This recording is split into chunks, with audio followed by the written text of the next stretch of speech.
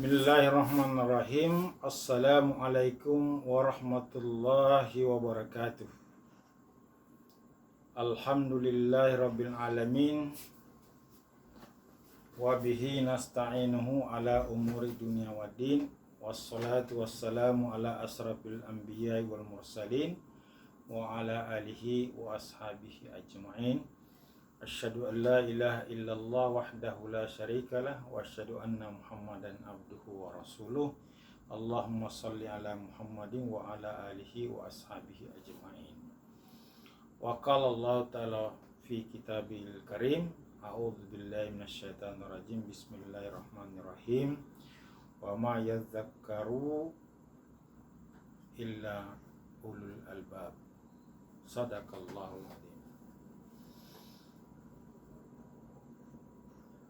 Hadirin kaum muslimin yang sama-sama dirahmati Allah Subhanahu wa taala. Ketika kita menyebut orang-orang yang berakal, maka bayangan kita pasti akan tertuju kepada orang-orang yang berpendidikan. Orang-orang yang telah mengenyam berbagai macam dunia pendidikan, yang memiliki gelar yang banyak atau memiliki gelar akademi yang banyak. Dan bayangan kita ketika menyebut orang bodoh adalah orang yang tidak pernah mengenyam dunia pendidikan, orang yang tidak memiliki ilmu, orang yang tidak memiliki gelar akademik apapun.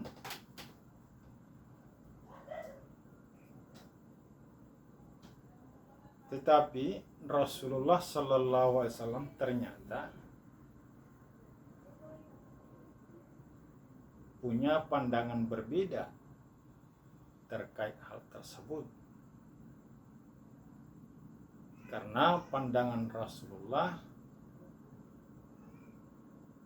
dalam melihat orang berakal tidak melihat dari gelar akademiknya, tidak melihat dari sisi keilmuannya, tetapi Rasulullah Sallallahu Alaihi Wasallam melihat dari sisi apakah mereka mentaati perintah Allah atau membangkang terhadap perintah Allah Subhanahu wa taala.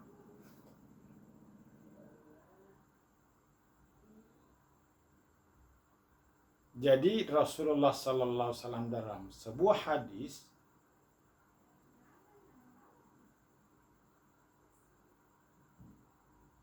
mengatakan bahwa orang berakal itu dilihat dari sisi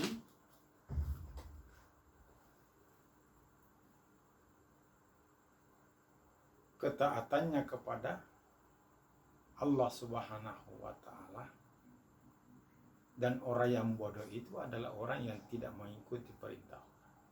Sebagaimana hadis beliau yang diriwayatkan oleh Abu Naim dari Abu Hurairah, Rasulullah Sallallahu Alaihi Wasallam bersabda, "Hai anak Adam, ikutilah perintah Tuhanmu, niscaya engkau dinamakan orang-orang yang berakal, dan janganlah engkau mendurhakainya. Bila mana begitu, kata Rasulullah, niscaya engkau dinamakan orang yang bodoh." Dalam hadis ini Rasulullah menyampaikan bahwa berakal tidaknya seseorang, bodoh tidaknya seseorang itu dilihat dari segi ketaatannya kepada Allah Subhanahu wa taala. walaupun dia profesor, doktor, memiliki segudang gelar akademik, mengenyam di berbagai macam perguruan tinggi, tetapi kalau dia tidak taat kepada Allah Subhanahu wa taala, tidak mampu mengambil pelajaran hikmah dari ajaran-ajaran Allah Subhanahu wa taala, maka Rasulullah kategorikan dia sebagai orang yang bukan orang yang berakal. Dia malah termasuk kategori orang yang bodoh. Mengapa? Karena seluruh perintah Allah itu yang tertuang dalam Al-Quran maupun dalam hadis Rasulullah SAW, semuanya adalah hal yang baik. Semuanya lah adalah kebajikan untuk kemaslahatan manusia. Allah perintahkan kita untuk sholat agar kita menjadi orang yang baik. Allah perintahkan kita berpuasa agar kita menjadi sehat, menjadi orang yang bertakwa. Semuanya baik. Nah, kalau walaupun dia seorang profesor, doktor, punya gelar segudang, tapi tidak melaksanakan itu, maka kata Rasul dia bukan orang berakal. Nah, kalau orang berakal pasti dia laksanakan itu karena itu adalah kebaikan. Misalnya lagi perintah Allah terkait masalah khamar, agar kita meninggalkan khamar, tidak meminum khamar, karena dia adalah rijsun min amali setan, adalah perbuatan setan dan itu adalah najis. Dan secara ilmiah sudah bisa dibuktikan bahwa khamar itu merusak akal, merusak fisik, bahkan bisa menghancurkan rumah tangga, menghancurkan ekonomi. Lalu kita tidak mengikuti perintah Allah itu, malah membisniskannya, walaupun kita punya gelar banyak, walaupun kita orang yang berpendidikan.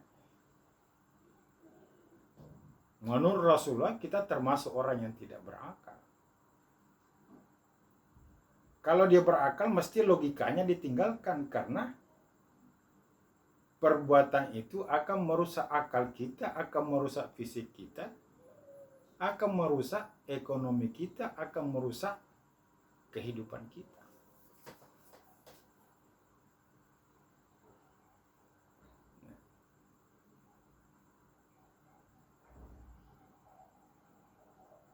Termasuk juga hal-hal yang lain.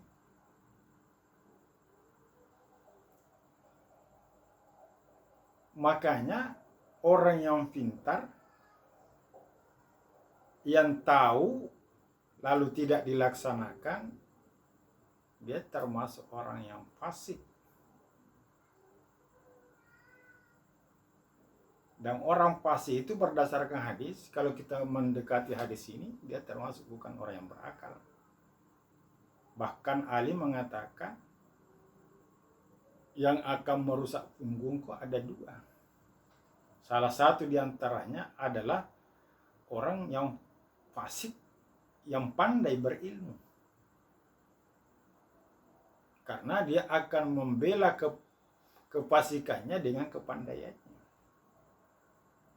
Dan ini termasuk orang yang tidak berakal sehat. Kalau menurut hadis Rasulullah SAW, bahkan dia masuk kategori orang yang bodoh karena dia membangkang dengan atau terhadap perintah Allah Subhanahu wa taala. Bahkan dalam hadis Nabi yang lain bahwa kata Rasulullah, umatku akan hancur karena orang munafik yang pandai berbicara. Artinya orang munafik yang berilmu. Orang munafik itu bukan orang yang berakal. Makanya dia disebut munafik.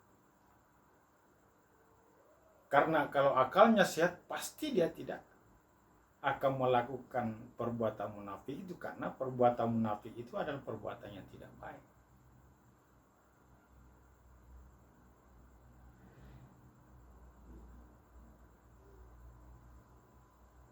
Inilah kata Rasulullah Sallallahu Alaihi Wasallam bahwa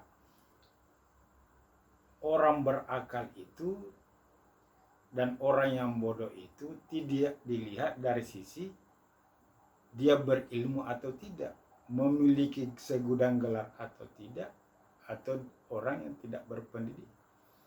Tapi bodoh tidaknya orang, berakal tidaknya orang, itu dilihat dari sisi kata Rasulullah, apakah dia mengikuti perintah Allah dan Rasulnya atau tidak.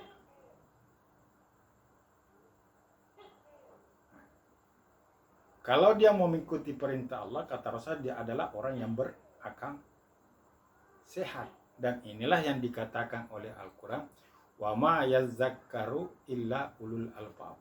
Dan tidaklah dapat mengambil pelajaran kecuali orang-orang yang berakal sehat.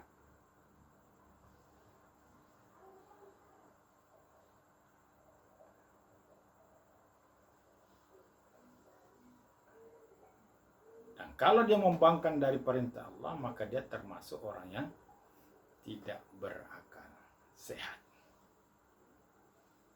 Hadirin kaum muslimin yang sama-sama dirahmati Allah Subhanahu wa taala, maka dalam rangka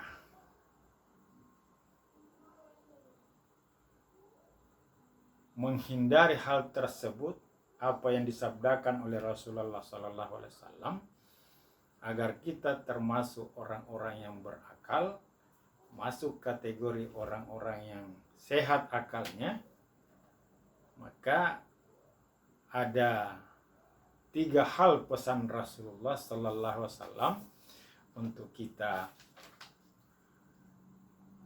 laksanakan di dalam kehidupan ini.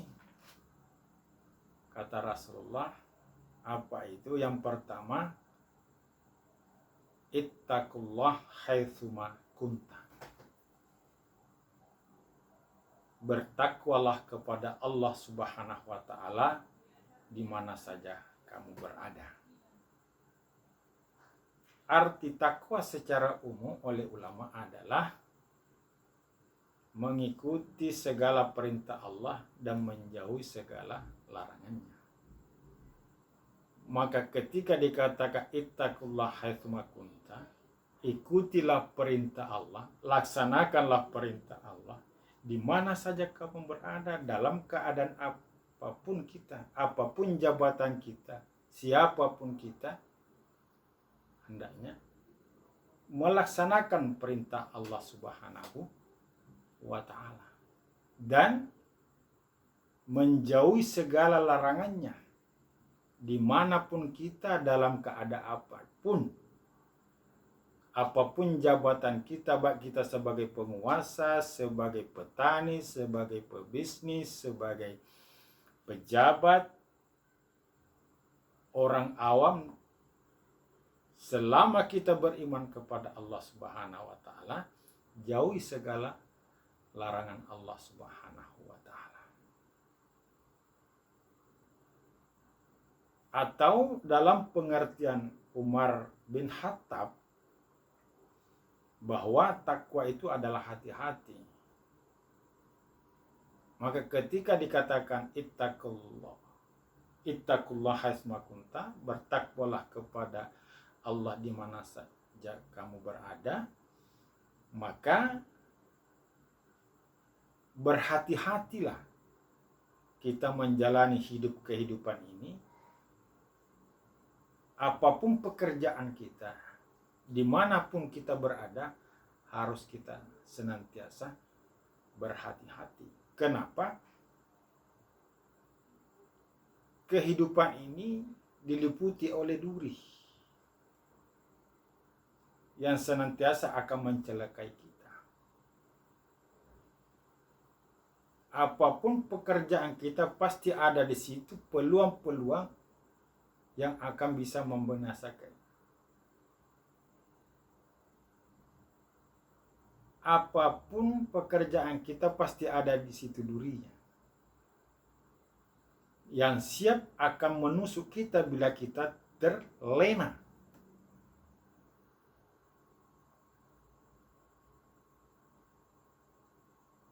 Satu ketika Umar pernah ditanya, apa itu takwa? Umar malah balik bertanya, pernahkah kamu berjalan pada satu tempat di mana di situ terdapat duri semua? Lalu bagaimana caramu mau menyeberang ke sebelah di tempat yang dipenuhi oleh duri itu?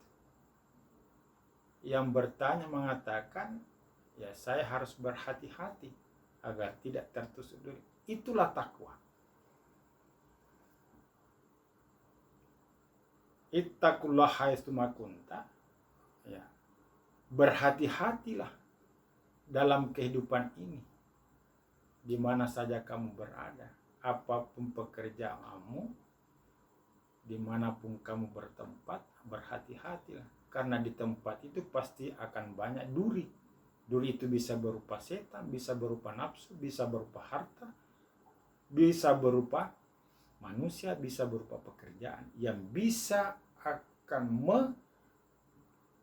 menyelewengkan kehidupan kita, akan membalikkan kehidupan kita dari hal-hal yang bajing. Ini kata Rasulullah sallallahu alaihi wasallam apabila kita menghindari kata-kata tidak berakal itu.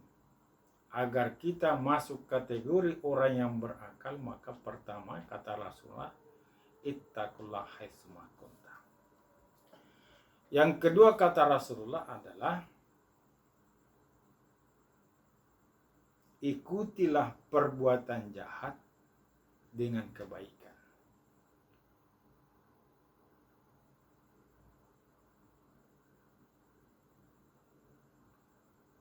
Artinya, setiap kita melakukan kejahatan, setiap kita melakukan satu perbuatan yang tidak dibenarkan oleh agama, hendaknyalah segera bertobat, menyesali perbuatan itu dan tidak akan mengulangi lagi, kemudian mengisi kehidupan kita dengan hanya kebajikan. Maka insya Allah kejahatan-kejahatan yang kita lakukan akan terhapus dengan sendirinya. Dan inilah perbuatan salah satu perilaku orang yang muhsin. Setiap dia terjebak pada sebuah perilaku yang tidak baik, dia tersadar ingat kepada Allah Subhanahu wa Ta'ala, bahwa apa yang saya lakukan ini pasti dilihat oleh Allah Subhanahu wa Ta'ala, dan ini adalah sebuah perbuatan yang tidak baik. Maka saya segera istighfar, bertobat, tidak akan melakukan lagi perbuatan itu dan menyesalinya, dan akan mengisi kehidupan saya hanya dengan kebajikan dan kebajikan. Itu yang kedua kata Rasulullah, agar kita masuk kategori orang yang berakal sehat. Kemudian yang ketiga kata Rasulullah, bergaullah dengan manusia dengan akhlak.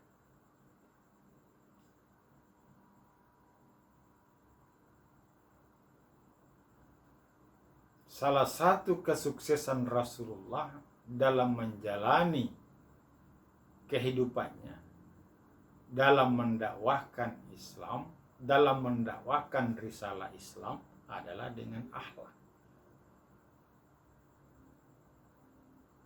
Laqad kana lakum fi Rasulillahi uswatun hasanah.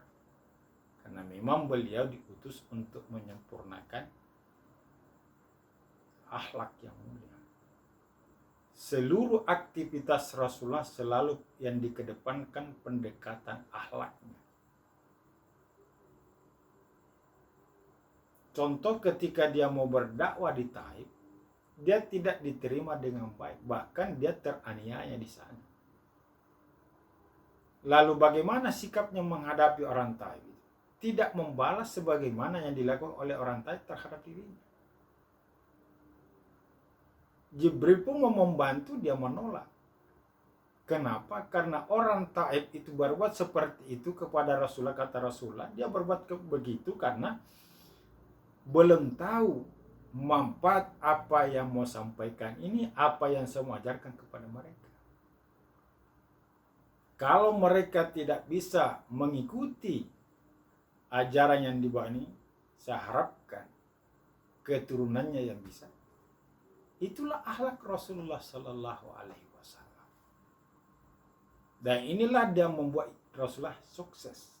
Oleh karena itu, jika kita mau masuk kategori orang yang berakal dan sukses dalam menjalani hidup dan kehidupan kita, maka pendekatannya adalah akhlakul karimah yang dilandasi iman kepada Allah Subhanahu wa Ta'ala. 3 langkah ini jikalau kita lakukan, amalkan dalam kehidupan keseharian kita, maka insya Allah kita termasuk ulul albab, orang-orang yang berakal sehat, orang-orang yang akan mendapatkan keselamatan di dunia wal akhirat. Kita termasuk orang-orang yang bisa dapat mengambil pelajaran dan hikmah dari seluruh ajaran-ajaran Allah Subhanahu wa Ta'ala, agar kita termasuk, kata Rasulullah, orang-orang yang berakal. Karena orang yang berakal itu adalah orang yang melaksanakan, mengikuti perintah Allah dan menjauhi segala larangannya. Inilah yang dapat kami sampaikan. Mudah-mudahan ada manfaatnya. Wabillahi taufiq wal hidayah. Wassalamualaikum warahmatullahi wabarakatuh.